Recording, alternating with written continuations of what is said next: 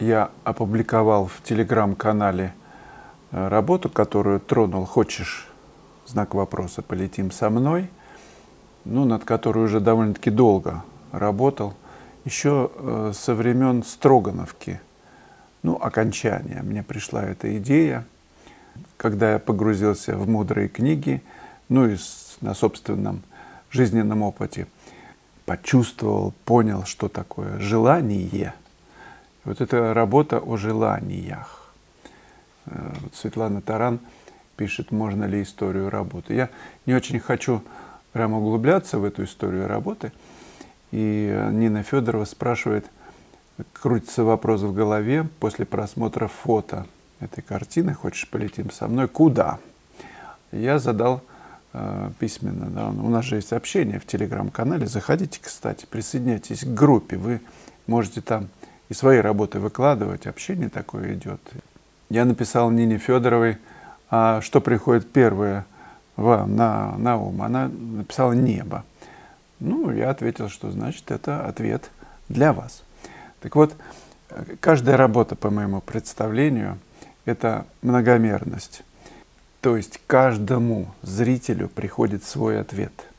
Поэтому как-либо расшифровывать, ну, мне представляется не очень вежливо, что ли, любую работу.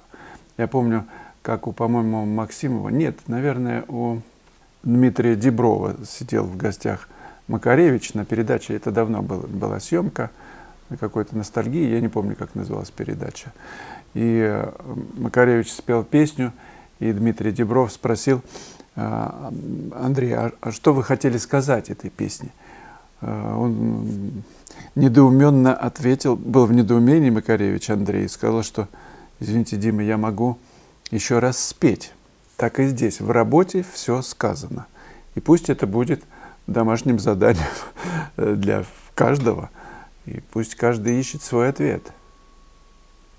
Может быть, для этого не один раз нужно посмотреть, прожить, может быть, не один год, окунувшись в собственную многомерность, понять, насколько мы глубоки. Ну, подсказка есть, это работа о желании. Epic Punch. Скажите, пожалуйста, какая средняя цена картин и кто ее устанавливает? Сам художник, его имя, спрос и как определить цену начинающим? Ну, скажем, если я не бедствую. Нужно с чего-то начать, Epic Punch, мне так кажется. Цена на художественное произведение художника, у которого заведен мотор, и который как бы в тренде начинает быть, она растет. Этим пользуются коллекционеры модных художников, они покупают, зная, что цены будут расти, и потом продают. Другие коллекционеры покупают это для души. Я не знаю, какой процент тех и тех. Если вы не бедствуете, делайте коллекцию. Работайте над качеством произведений. Этому можно посвятить, если нравится это дело, довольно-таки много времени. И создавайте потихонечку фонд, который не продается.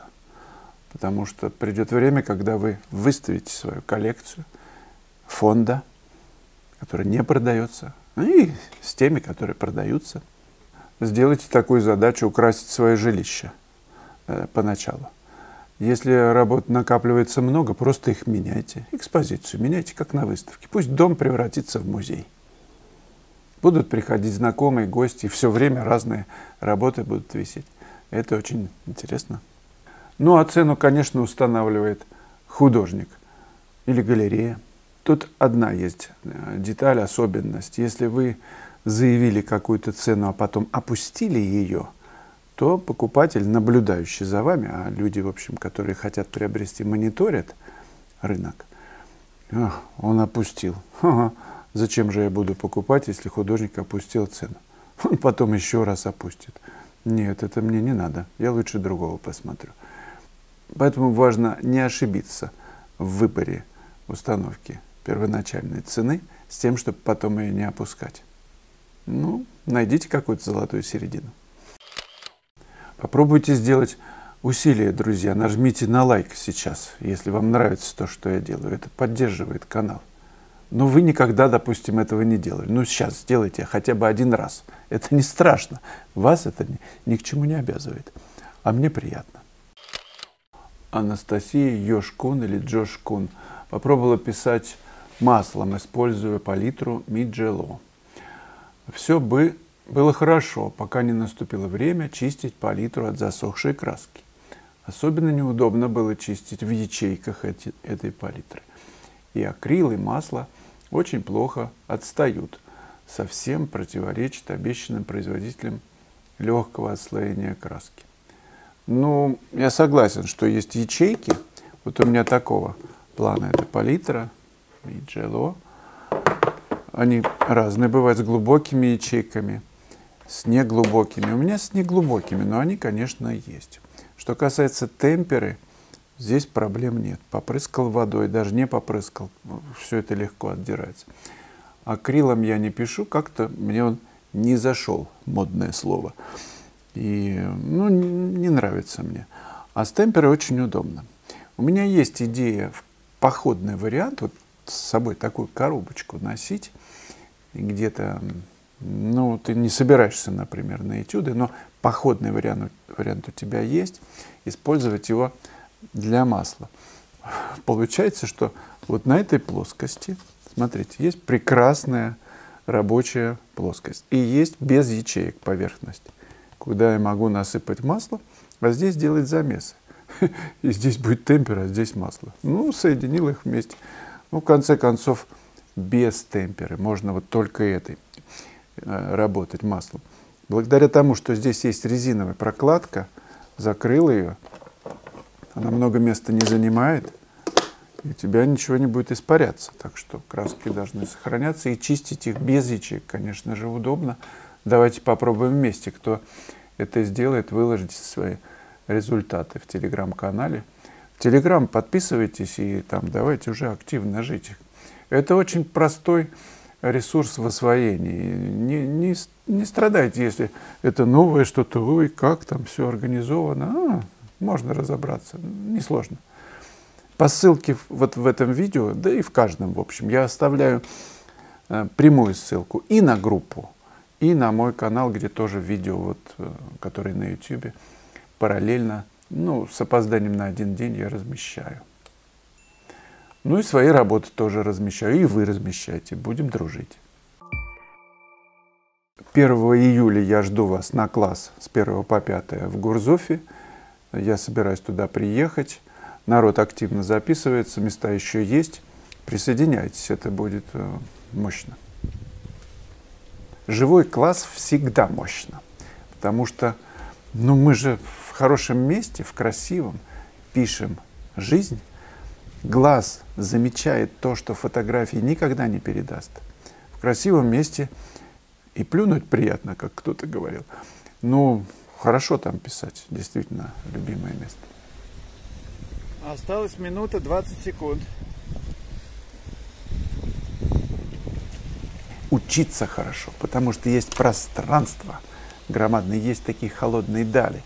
В любом случае пространство писать это не в садике натюрморт. Можно и так учиться. Но здесь огромный диапазон цвета и тона. Так что присоединяйтесь, поработаем.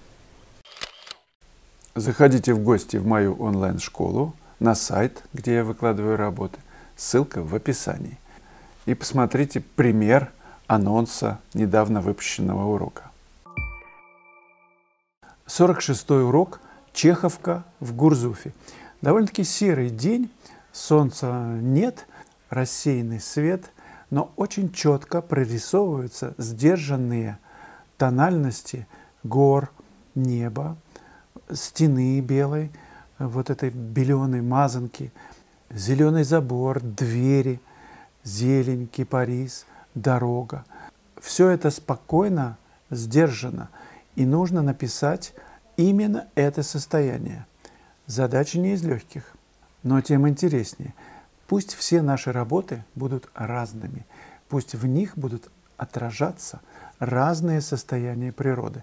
Тогда наша живопись будет многогранной, широкой, яркой. Я подробнейшим образом показываю, как ведется работа, что происходит на палитре, какой мотив. И очень надеюсь, что этот анализ, этот урок поможет вам разобраться со спокойным, рассеянным состоянием, когда солнце скрыто за облаками, когда рассеянный свет. 46-й урок.